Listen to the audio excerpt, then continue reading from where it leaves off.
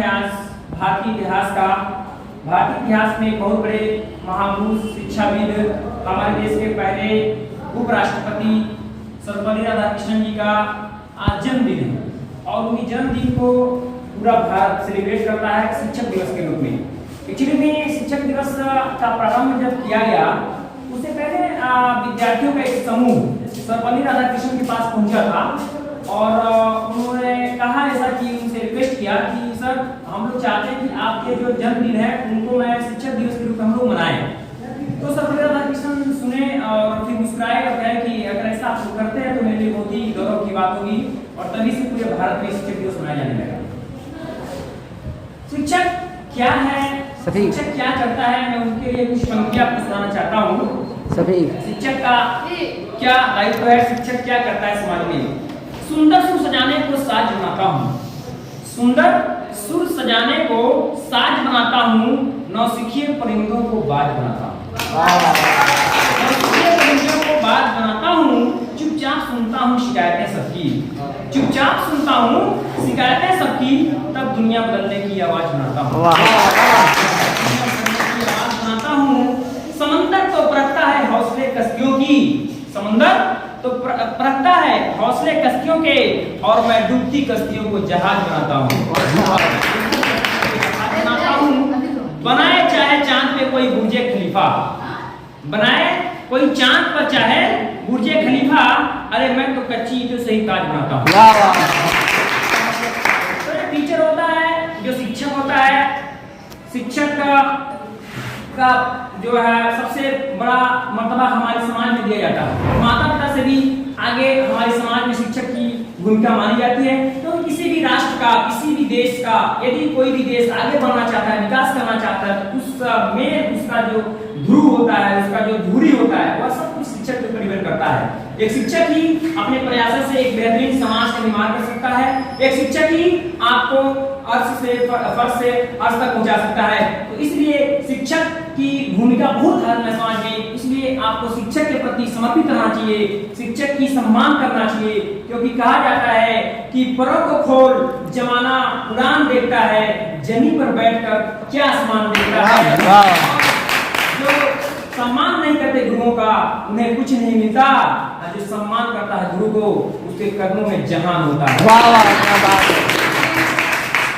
मेरे प्रिय छात्र-छात्राओं, गुरु का शाब्दिक अर्थ है, गुरु का मतलब होता है अंधकार और रूप का अर्थ होता है प्रकाश, यानी अंधकार से प्रकाश की ओर लाने वाला ही शिक्षक है। वास्तव में पहला जन्म आपके माता पिता आपको देते हैं और दूसरा जन्म आपका शिक्षक देता है।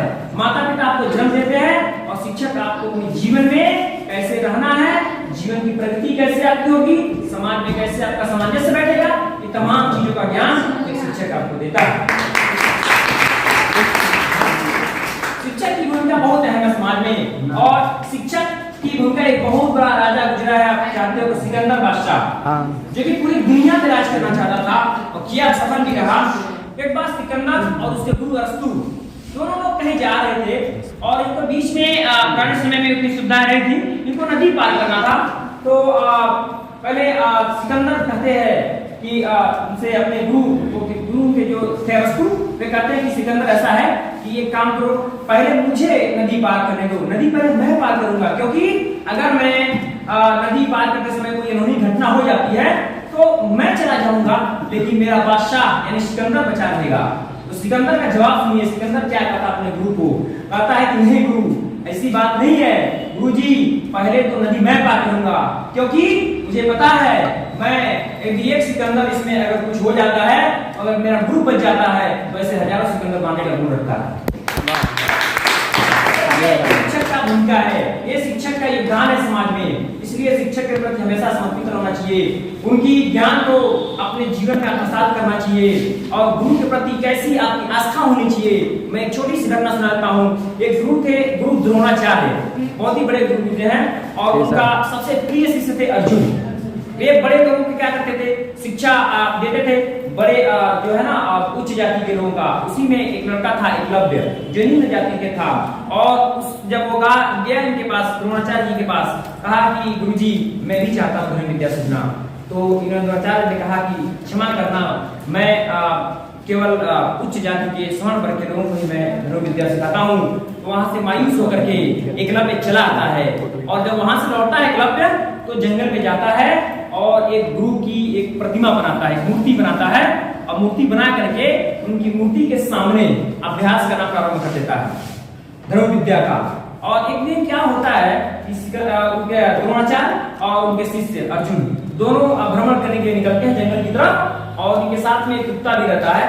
जो कुत्ता अचानक भ्रमण करते हुए एकलव्य की जो मूर्ति बनाया था अपने गुरु का वहां पे पहुंच जाता है और एकलव्य क्या करता है, तीर चलाता है कुत्ते की तरफ और इसे तीर मारता है कि जो कुत्ते का मुंह है वो तो तीर से भर जाता है लेकिन कुत्ते की जीभ पे कोई प्रभाव नहीं पड़ता है। और कुत्ता जब लौट के जाता है उनके पास द्रोणाचार्य जी देखते हैं तो पूरा आश्चर्यचकित रह जाते हैं, अरे इतना बड़ा धनुर्धर कौन हो गया। सबसे बड़ा धनुर्धर उन्होंने वचन दिया था कि दुनिया में सबसे बड़ा धनुर्धर जो होगा वह कौन होगा, अर्जुन होगा। इसलिए वे आश्चर्यचकित हो गए हैं, ये अर्जुन से बड़ा कोई धनुर्धर हो गया। तो कुत्ते को लेकर के साथ में जब वहां पे जाते हैं तो देखते हैं क्या कि वहां पे द्रोणाचार्य जी का मूर्ति बना हुआ है और उन्हीं के सामने वो अभ्यास कर रहा है। इस कहानी से यह सीख मिलती है यदि गुरु के प्रति आपकी सच्ची आस्था है तो गुरु की मूर्ति भी आपको ज्ञान दे सकती है। क्योंकि समय का बहुत अभाव है इसलिए बातें मैं बहुत ज्यादा कर सकता हूँ लेकिन समय का बहुत अभाव है इसलिए मैं दो पंक्तियों के साथ अपनी बात खत्म करूंगा कि तुम आंखों से भले दूर हो जाओ लेकिन दिल में सदा बसते रहोगे। तुम आंखों से भले दूर हो जाओ लेकिन दिल में सदा बसते रहोगे। हमारी दुआएं साथ है, जिंदगी में सदा हंसते रहोगे।